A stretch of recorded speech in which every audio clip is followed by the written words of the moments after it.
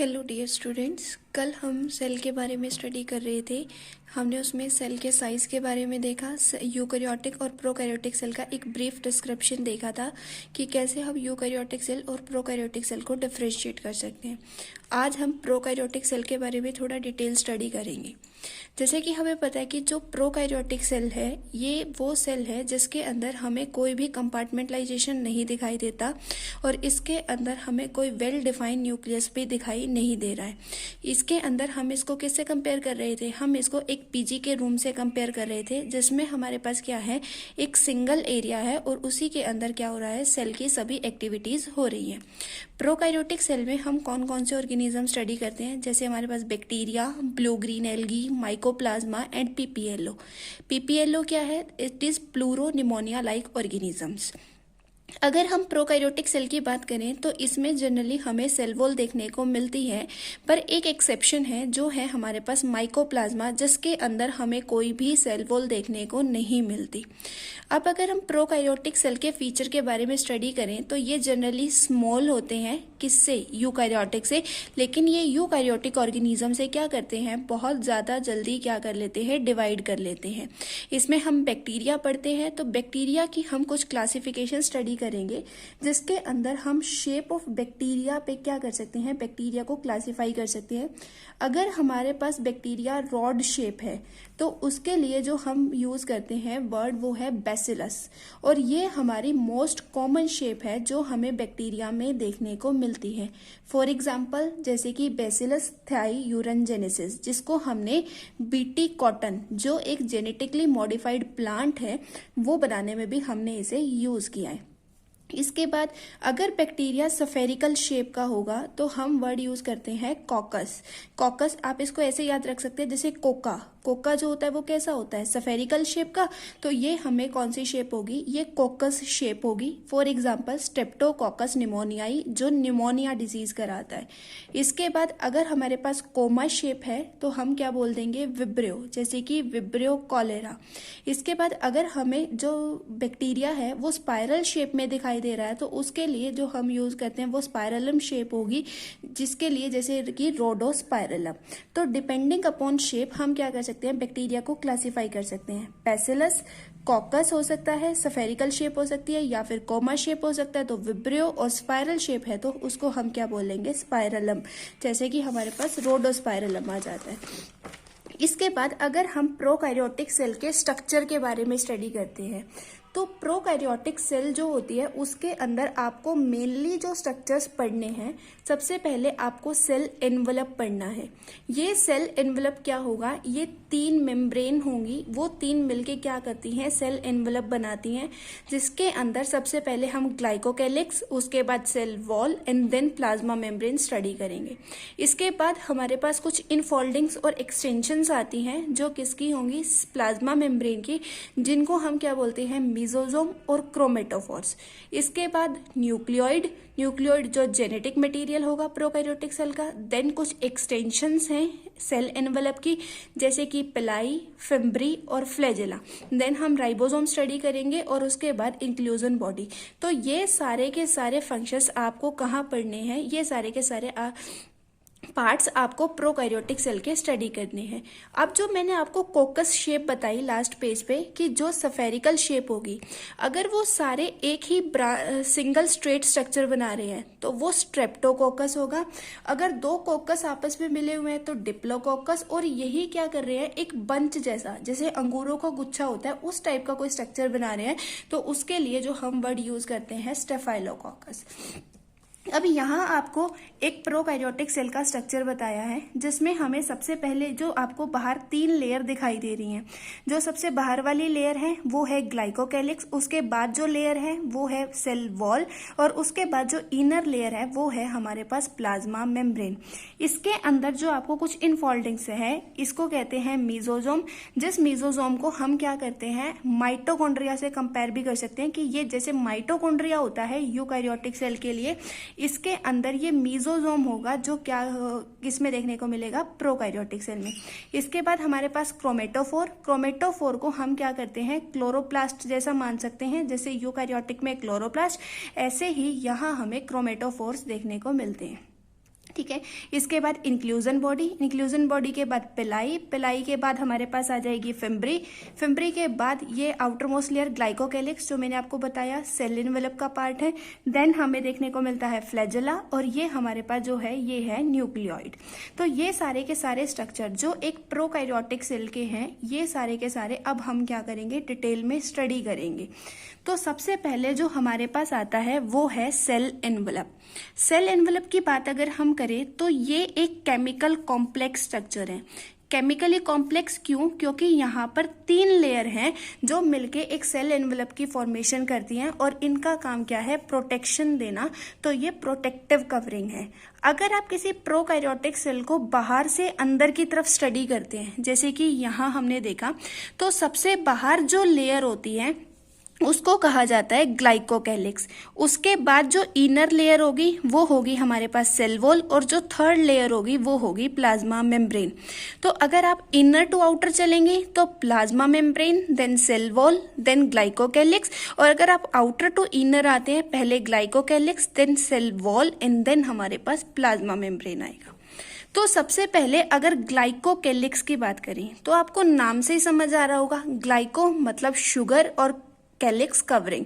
तो ये क्या है? ये एक शुगर यानी कार्बोहाइड्रेट की कवरिंग है जो आपको सबसे बाहर दिखाई देती है। अगर ये कवरिंग लूज है लूजली अरेंज्ड है और स्टिकी नेचर की है तो हम इसके लिए वर्ड यूज करते हैं स्लाइम लेयर। अगर ये ही ग्लाइकोकैलिक्स की कवरिंग क्या है काफी ज्यादा थिक है और टफ है तो हम वर्ड यूज करते हैं कैप्सूल। और ये जो कैप्सूल होगा जो हार्ड लेयर होगी यही क्या करती है उस बैक्टीरिया को या उस प्रोकैरियोटिक सेल को क्या करेगी पैथोजेनिक करेगी। पैथोजेनिक का मतलब वो डिजीज कॉज कर सकता है। ठीक है। इसके बाद सेल वॉल जो होती है ये किस चीज की बनी हुई होती है? ये पेप्टिडोग्लाइकन की है और इसी के लिए हम क्या वर्ड यूज कर सकते हैं कि ये नॉन सेलुलोजिक है। नॉन सेलुलोजिक का मतलब अगर हम प्लांट के अंदर सेल वॉल देखें तो वो सेलुलोज की बनी हुई होती है लेकिन बैक्टीरिया की सेल वॉल सेलुलोज की ना बन के पेप्टिडोग्लाइकन की बनी हुई है। तो इसीलिए हम कह देते हैं कि ये नॉन सेलुलोजिक कार्बोहाइड्रेट की बनी हुई है। अब पेप्टिडोग्लाइकन आपको नाम से पता लग जाएगा। देखो पेप्टिडो मतलब पेप्टाइड है, पेप्टाइड मतलब कोई ना कोई अमाइनो एसिड है प्रोटीन है। ग्लाइकन मतलब इसके अंदर कोई ना कोई कार्बोहाइड्रेट है लेकिन वो कार्बोहाइड्रेट नॉन सेलुलोजिक है मतलब उसमें सेलुलोज नहीं है। तो वो कौन सी शुगर होगी? फिर यहाँ जो आपको शुगर देखने को मिलती है 2 शुगर देखने को मिलती है। एक होती है NAG और NAM। तो N एसिटाइल ग्लूकोजा अमीन मतलब जो आपकी सिंपल शुगर है ना ग्लूकोज वाली उसके ऊपर कुछ मॉडिफिकेशन हो रखी है। और N एसिटाइल मरम्यूरिक एसिड ये भी आपकी कुछ मॉडिफिकेशन हैं जो ग्लूकोज के ऊपर हो रखी हैं। तो N acetyl muramic acid N acetyl glucosamine को हम NAG लिख देते हैं और N एसिटाइल मरम्यूरिक एसिड को हम NAM लिख देते हैं। अब ये पेप्टिडोग्लाइकन की जो सेल वॉल है ये आपको सारे प्रोकैरियोट्स में मिलेंगी लेकिन एक एक्सेप्शन है जो मैंने आपको पीछे भी बताया जो क्या है माइकोप्लाज्मा जिसके अंदर आपको कोई भी सेल वॉल देखने को नहीं मिलती। अब ये नाग और नाम N एसिटाइल ग्लूकोजा अमीन और N एसिटाइल मरम्यूरिक एसिड ये क्या करते हैं एक स्ट्रेट स्ट्रक्चर बनाने के बाद ये जो स्ट्रेट स्ट्रक्चर्स हैं ये तो शुगर पार्ट हो गया लेकिन हमने तो देखा कि ये पेप्टिडोग्लाइकन की है मतलब इसके अंदर पेप्टाइड पार्ट भी है। तो वो पेप्टाइड पार्ट क्या करता है जब ये नाग और नाम अल्टरनेट शुगर्स अटैच हो जाती हैं उसके बाद इन स्ट्रेट को एक शीट बनाने में जो काम करता है वो कौन है? वो है टेट्रापेप्टाइड। टेट्रापेप्टाइड मतलब जो NAM शुगर है N एसिटाइल मरम्यूरिक एसिड इसके साथ टेट्रापेप्टाइड लगता है। टेट्रापेप्टाइड मतलब इसके अंदर क्या होंगे 4 अमाइनो एसिड लगे हुए होंगे और अगले वाले नाम के साथ भी 4 अमाइनो एसिड्स होंगे और इनके बीच में फिर क्या हो जाता है क्रॉस लिंकिंग हो जाती है। और ये क्रॉस लिंकिंग क्या करती है जो ये स्ट्रेट स्ट्रक्चर होता है इसको क्या करती है एक शीट जैसा स्ट्रक्चर बना देती है। तो अब जो इसमें याद रखना है वो ये कि जो पेप्टाइड है वो NAM शुगर से अटैच होता है NAG से नहीं होता। तो आप इसको ऐसे याद रख सकते हैं। देखिए नाग मतलब जैसे स्नेक, तो स्नेक किसी को भी अपने साथ अटैचमेंट नहीं होने देगा तो नाग से अटैचमेंट नहीं होगी बल्कि किससे होगी? नाम से होगी। नाम के साथ टेट्रापेप्टाइड लगा हुआ है और उसके साथ क्या होगी यहाँ पे क्रॉस लिंकिंग होगी। ठीक है।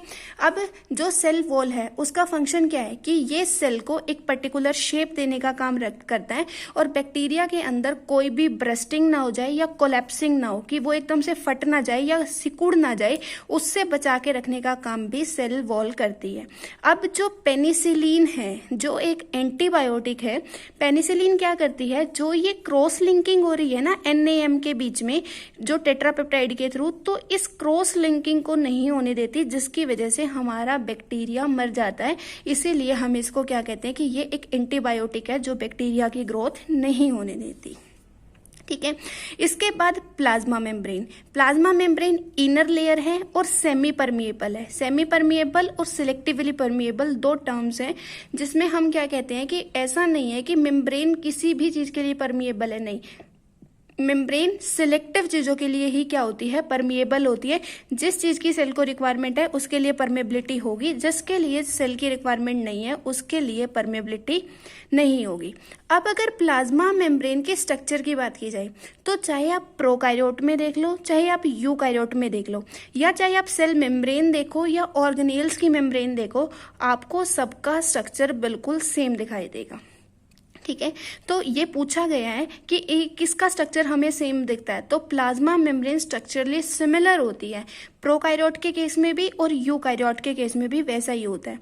तो इस स्ट्रक्चर को बताने के लिए एक मॉडल है जो फ्लूइड मोजाइक मॉडल है, जिसमें बताया गया है कि जो हमारी प्लाज्मा मेम्ब्रेन है वो लिपिड, प्रोटीन प्लस में हमारे यहाँ पे कार्बोहाइड्रेट से मिलके बनी है।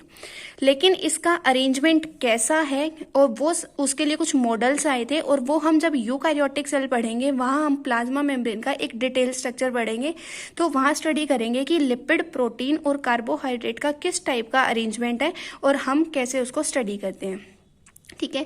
वैसे यहाँ एक लिपिड का बेसिक स्ट्रक्चर बता रखा है, जिसमें हमारे पास क्या होता है, ये एक पोलर हेड है और नीचे जो आपको ये दो टेल दिखाई दे रही है, ये क्या होती है हमारे पास, हाइड्रोफोबिक टेल। और जो पोलर हेड होता है, जो वाटर लविंग होगा, वो हमारे पास क्या होता है, हाइड्रोफिलिक हेड। तो अब ये प्रोकारियोटिक का हमने क्या पढ़ा, अभी हमने सिर्फ सेल एनवेलप पढ़ा, और सेल एनवेलप में हमने क्या पढ़ी, 3 लेयर पढ़ी। सबसे पहले हमने क्या पढ़ी, ग्लाइकोकेलिक्स, देन हमारे पास आई सेल वॉल, एंड देन हमारे पास देखने को मिला प्लाज्मा मेम्ब्रेन। अब हमारे पास इस सेल वॉल पे कि सेल वॉल थिक है या थिन है, उसके बेस पे हमारे पास 2 टाइप के बैक्टीरिया होते हैं, ग्राम पॉजिटिव बैक्टीरिया और ग्राम नेगेटिव बैक्टीरिया। ये हमने किस बेस पे देखा कि हमारे पास क्या था, एक एक्सपेरिमेंट किया गया, ग्राम ने, क्रिश्चियन ग्राम साइंटिस्ट थे, उन्होंने एक एक्सपेरिमेंट किया, उसी के बेस पे हमने बैक्टीरिया का नाम भी रखा। इन्होंने एक सैंपल लिया, मतलब कुछ बैक्टीरिया लिए और उनको क्रिस्टल वॉयलेट स्टेन से डाई किया। डाई करने की वजह से सारे बैक्टीरिया स्टेन हो गए। स्टेन होने के बाद उन्होंने डीकलराइजिंग एजेंट यूज किया। डीकलराइजिंग एजेंट का मतलब क्या है कि उन्होंने अब उनको डीकलर करना चाहा कि जो स्टेन बैक्टीरिया ने अकोमोडेट किया है वो निकल जाए। उन्होंने देखा कि कुछ बैक्टीरिया डीकलर हो गए, लेकिन कुछ बैक्टीरिया के पास अभी भी वो स्टेन है जो स्टेन उन्होंने पहले बैक्टीरिया ने अकोमोडेट की है, जैसे कि क्रिस्टल वॉयलेट। तब यहाँ से क्लासिफिकेशन हुई कि कुछ वो बैक्टीरिया, जिन बैक्टीरिया ने डीस्टेन करने के बाद भी स्टेन को लूज नहीं किया, उन बैक्टीरिया को कहा गया कि वो ग्राम पॉजिटिव बैक्टीरिया है। और ऐसा क्यों हुआ, क्योंकि उनका जो सेल एनवेलप है और मेनली जो सेल वॉल है वो काफी ज्यादा थिक है, जिसकी वजह से उनकी पोरोसिटी कम हो गई, और कम होने की वजह से वो जो डाई उन्होंने अपने अंदर ली थी वो डाई को वो रिलीज नहीं कर पाए। जबकि जो डी स्टेन हो गए, मतलब जिनके ऊपर स्टेनिंग नहीं हुई, जिन्होंने डी स्टेन किया हमने और कलर लूज कर दिया, वो कौन से हुए, वो हुए ग्राम नेगेटिव बैक्टीरिया। क्यों, क्योंकि उनके अंदर जो उनकी सेल वॉल है वो काफी ज्यादा थिन है। फॉर एग्जाम्पल, इसके एग्जाम्पल थोड़े इंपॉर्टेंट है, जैसे कि ग्राम पॉजिटिव में लैक्टोबैसिलस और स्ट्रेप्टोमाइसीज, और अगर ग्राम नेगेटिव में जैसे कि हमारे पास क्या है, साइनोबैक्टीरिया, माइकोप्लाज्मा और हमारा प्यारा इकोलाई। तो इकोलाई भी क्या है, ग्राम नेगेटिव बैक्टीरिया है। इसके बाद हमने क्या पढ़ना था, सबसे पहले सेल एनवेलप। सेल एनवेलप हम पढ़ चुके हैं, 3 लेयर आई है, 3 में सबसे बाहर वाली glycocalyx, cell wall and then plasma membrane. अब हम स्टडी करते हैं मीजोजोम और क्रोमेटोफोर। मीजोजोम क्या है, ये इनफोल्डिंग है सेल मेम्ब्रेन की, जिसको किससे कंपेयर किया जाता है, कहीं ना कहीं माइटोकॉन्ड्रिया से कंपेयर किया जाता है।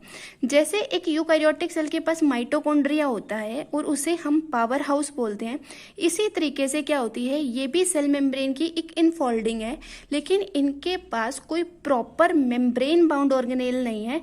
तो इसी सेल मेम्ब्रेन की जो इनफोल्डिंग होके जो एक्स्ट्रा इसके अंदर सरफेस एरिया बनता है, उस सरफेस एरिया के ऊपर यहाँ क्या होंगे, हमें कुछ एंजाइम्स देखने को मिलेंगे जो क्या करते हैं, इसकी रेस्पिरेशन में हेल्प करते हैं। इसीलिए हम क्या कह देते हैं कि ये एक माइटोकॉन्ड्रिया है, किसका, प्रोकैरियोटिक सेल का। तो ये सरफेस एरिया को इंक्रीज करते हैं रेस्पिरेशन के लिए, सिक्रेशन के लिए, और साथ में ये सेल वॉल फॉर्मेशन में भी हेल्प करेंगे। डीएनए की रेप्लिकेशन में भी मीजोजोम का इंपॉर्टेंट रोल है। इसके बाद क्रोमेटोफोर। क्रोमेटोफोर में क्या देखा गया कि ये भी कुछ एक्सटेंशंस ही हैं मेम्ब्रेन की, लेकिन इनके ऊपर कुछ पिगमेंट प्रेजेंट है, मतलब कुछ कलर पिगमेंट प्रेजेंट है। जैसे कि प्लांट्स के पास ग्रीन कलर है क्लोरोफिल की वजह से, और वो क्लोरोप्लास्ट है। तो इसी तरीके से इनके पास भी कुछ पिगमेंट है, लेकिन ये क्लोरोप्लास्ट नहीं है। तो हमने इनको क्या नाम दिया, इनको हमने क्रोमेटोफोर बोला। क्रोमेटोफोर का मतलब क्रोमा का मतलब कलर होना। तो जैसे कि साइनोबैक्टीरिया, जो हम नोस्टोक एनाबिना पढ़ते हैं, जिनके पास प्रॉपर क्लोरोप्लास्ट नहीं है, उनके पास हमें क्या देखने को मिलता है, क्रोमेटोफोर्स देखने को मिलते हैं। इसके बाद हमारे पास जो सेल एनवलप है उसकी कुछ मॉडिफिकेशंस आती हैं, जैसे कि फ्लैजेला, पेलाई और फिम्ब्री। जो फ्लैजेला है अगर वो प्रेजेंट होगा, किसी बैक्टीरिया, जरूरी नहीं है कि बैक्टीरिया के पास फ्लैजेला हो, अगर है तो वो बैक्टीरिया मूव कर सकता है, हम कह देंगे वो बैक्टीरिया कैसा है, मोटाइल है। अगर उसके पास फ्लैजेला एब्सेंट है तो हम कह देंगे वो बैक्टीरिया कैसा है, नॉन मोटाइल है। और ये फ्लैजेला एक सेल वॉल की एक्सटेंशन होती है। जब हम इस फ्लैजेला का स्ट्रक्चर देखते हैं तो हमें 3 पार्ट दिखाई देते हैं। सबसे पहले बेसल बॉडी, देन एक हुक जैसा स्ट्रक्चर, और फिर हमें एक फिलामेंट जैसा स्ट्रक्चर दिखाई देता है। बेसल बॉडी जो रोटर होगा, हुक जो कनेक्ट करने का काम करता है फिलामेंट को बेसल बॉडी से, और फिलामेंट एक एक्सटर्नल स्ट्रक्चर होगा जो किस चीज का बना हुआ होता है, जो कि फ्लैजेलिन प्रोटीन का बना हुआ हमें मिलता है। लेकिन ये फ्लैजेला किसका है, प्रोकैरियोट का। जब हम यूकैरियोटिक का फ्लैजेला देखेंगे तो उसमें हम अलग अरेंजमेंट देखेंगे कि वहाँ माइक्रोट्यूब्यूल्स का कुछ अरेंजमेंट होगा और उस अरेंजमेंट का अलग स्ट्रक्चर होगा। यहाँ ये किसका बना हुआ है, ये फ्लैजेलिन प्रोटीन का है, लेकिन ये प्रोकैरियोटिक है, इसलिए यूकैरियोटिक में आपको फ्लैजेलिन प्रोटीन नहीं मिलेगा। ठीक है, नेक्स्ट हमारे पास है पिलाई। पिलाई क्या है, ये ट्यूब जैसा स्ट्रक्चर होता है, ट्यूबुलर स्ट्रक्चर होगा, और ये पिलीन प्रोटीन का बनता है। और ये पिलाई किस में हेल्प करती है कि जो बैक्टीरिया है उनके अंदर कोई ट्रू सेक्सुअल रिप्रोडक्शन नहीं है, उनके अंदर एक सेक्सुअल रिप्रोडक्शन का एक टाइप है जो है कॉन्जुगेशन। नॉर्मली बैक्टीरिया में जो सेक्सुअल रिप्रोडक्शन का मतलब होता है कि बाहर कोई डीएनए पड़ाओ और उसको अपने अंदर लेना, वही इनके अंदर क्या है, सेक्सुअल रिप्रोडक्शन है। तो जो पिलाई है, पिलाई क्या करती है, एक कॉन्जुगेशन ट्यूब बनाने में हेल्प करती है, और वो कॉन्जुगेशन ट्यूब बैक्टीरिया में सेक्सुअल रिप्रोडक्शन कराने में हेल्प करता है। तो पिलाई क्या कर रही है, सेक्सुअल रिप्रोडक्शन में हेल्प कर रही है। Then fimbriae. फिम्ब्री क्या होता है, ब्रिसल शेप, जैसे हमारे ब्रश पे ब्रिसल्स होते हैं ना, उस तरीके के होते हैं। और ये क्या करते हैं, किसी भी रॉक या किसी भी होस्ट से अटैचमेंट करने में फिम्ब्री हेल्प करती है। तो इन तीनों मॉडिफिकेशन में जो फ्लैजेला है वो मूवमेंट में हेल्प करता है, लेकिन पिलाई और फिम्ब्री का कोई रोल नहीं है किसके अंदर, मूवमेंट के अंदर, कि पिलाई और फिम्ब्री मूवमेंट में कोई रोल प्ले नहीं करती, मोटिलिटी में कोई रोल प्ले नहीं करती। ठीक है, ये वही लिखा हुआ है जो मैंने आपको बता दिया। फ्लैजेला फ्लैजेलिन प्रोटीन का बना हुआ होता है, और अगर वो है तो मोटाइल है, अदरवाइज नॉन मोटाइल है। जैसे साइनोबैक्टीरिया नॉन मोटाइल है, कोकस नॉन मोटाइल है। तो वो बैक्टीरिया क्यों नॉन मोटाइल है, क्योंकि वो मूव नहीं कर पा रहा और उनके पास फ्लैजेला नहीं है। इसके बाद न्यूक्लियोइड। न्यूक्लियोइड क्या है, ये हमारे पास बैक्टीरिया के पास पता है 2 डीएनए होते हैं। एक होता है उसका क्रोमोजोमल डीएनए जो क्रोमोजोम बनाएगा, और कुछ उनके पास होते हैं एक्स्ट्रा क्रोमोजोमल डीएनए कि जो क्रोमोजोम नहीं बनाते, उससे एक्स्ट्रा कुछ डीएनए उनके पास है, लेकिन वो एक्स्ट्रा क्रोमोजोमल डीएनए भी उनको कुछ स्पेसिफिक फीचर देते हैं। तो ये न्यूक्लियोइड क्या है, ये क्रोमोजोमल डीएनए है जो उसके अंदर क्रोमोजोम बना रहा है। तो हमारे पास जो न्यूक्लियोइड होगा वो क्या है, क्लोज्ड सिंगल डीएनए मॉलिक्यूल है, जो हमें किसके अंदर देखने को मिल रहा है, प्रोकैरियोटिक सेल में देखने को मिल रहा है। पर ये सर्कुलर और डबल स्ट्रैंडेड डीएनए है। सिंगल डीएनए का मतलब ये सिंगल है, सिंगल डीएनए मॉलिक्यूल हमें देखने को मिलेगा। जैसे ह्यूमन के अंदर हमें कितने पेयर देखने को मिलते हैं, 23 पेयर ना। तो प्रोकैरियोटिक में हमें सिंगल डीएनए मॉलिक्यूल देखने को मिलता है, लेकिन वो सर्कुलर है और डबल स्ट्रैंडेड है, जो आपको जैसे कि यहाँ दिखाया है। ठीक है, कोई भी वेल डिफाइंड न्यूक्लियस नहीं है, कंपार्टमेंट तो है ही नहीं, न्यूक्लियस नहीं है, जिसकी वजह से जो डीएनए है वो साइटोप्लाज्म में ऐसे ही खुला पड़ा हुआ है, इसीलिए हम इसको क्या कह रहे हैं, न्यूक्लियोइड कह रहे हैं। जीनोमिक डीएनए है, क्रोमोसोमल डीएनए है, जो एक सिंगल क्रोमोसोम बनाएगा, और इसके अंदर कोई भी हिस्टोन प्रोटीन नहीं देखने को मिलते। हिस्टोन प्रोटीन क्या होते हैं, जो डीएनए की पैकेजिंग में हेल्प करते हैं, जो यूकैरियोट्स में हमें देखने को मिलते हैं, जबकि हमें प्रोकैरियोट में कोई हिस्टोन प्रोटीन देखने को नहीं मिलता।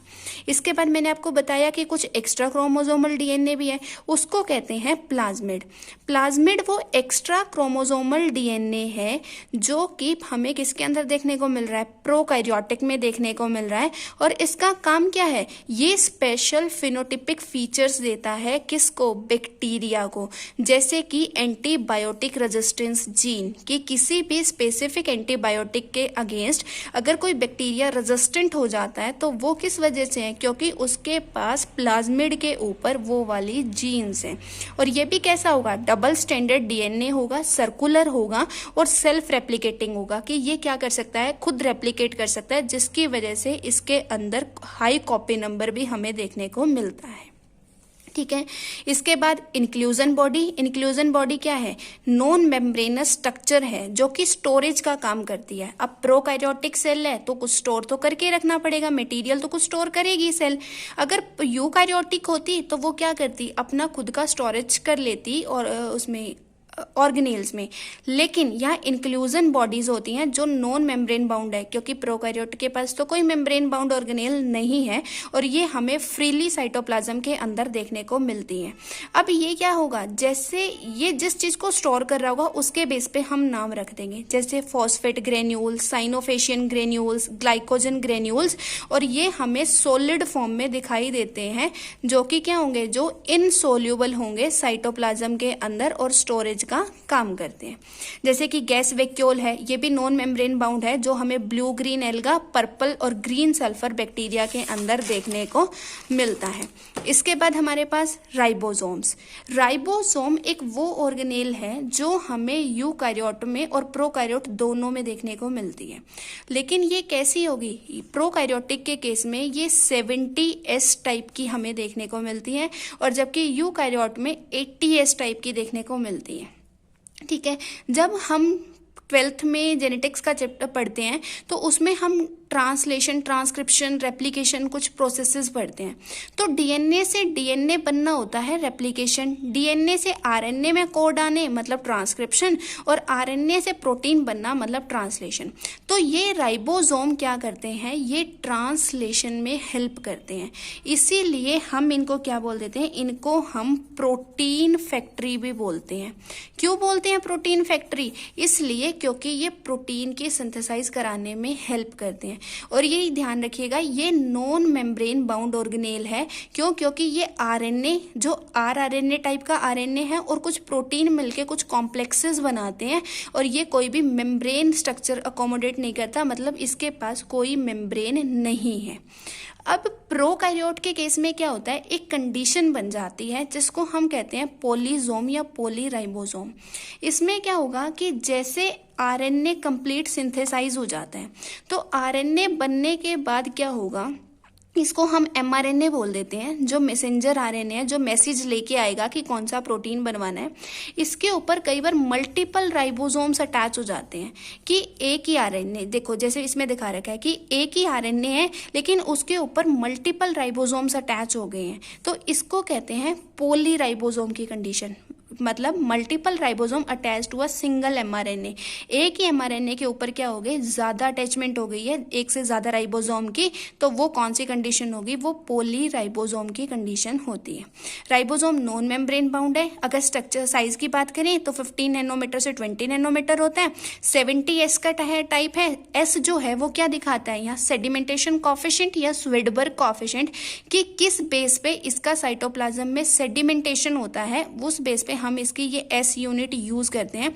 तो ये है 70S टाइप के, 2 यूनिट से बने हैं। बड़े वाली यूनिट 50S, जो छोटे वाली यूनिट होगी वो होगी 30S। तो ये जो प्रोकैरियोटिक सेल हमने पढ़ना शुरू किया, इसके अंदर पहले हमने सेल एनवेलप कंप्लीट कर लिया, देन मीजोसोम और क्रोमेटोफोर, देन न्यूक्लियोइड, पिलाई और fimbriae, flagella, ribosome and inclusion body, ये सारे हमने कंप्लीट किए। तो इसी के साथ हमारा प्रोकैरियोटिक सेल कंप्लीट होता है।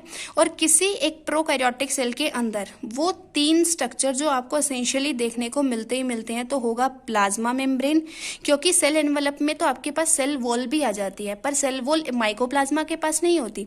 तो ये श्योर है कि plasma membrane, nucleoid and ribosomes, ये तीनों चीजें आपको एक प्रोकैरियोटिक सेल के पास देखने को मिलेगी। इसके अलावा जो भी स्ट्रक्चर्स हैं, जैसे पिलाई, fimbriae, flagella, mesosome, chromatophore, inclusion bodies, ये हो भी सकते हैं और ना भी हो, बट ये होना एसेंशियल नहीं है। तो इसी के साथ हमारा प्रोकैरियोटिक सेल कंप्लीट होता है। नेक्स्ट हमारे पास जो शुरू होता है वो है यूकैरियोटिक सेल, जो हम नेक्स्ट क्लास में पढ़ेंगे। अगर आपको इस टॉपिक में कोई भी डाउट है तो आप मुझे कमेंट सेक्शन में बता सकते हैं, मैं आपके डाउट को सॉल्व करने का पूरा ट्राई करूँगी। Okay, thank you.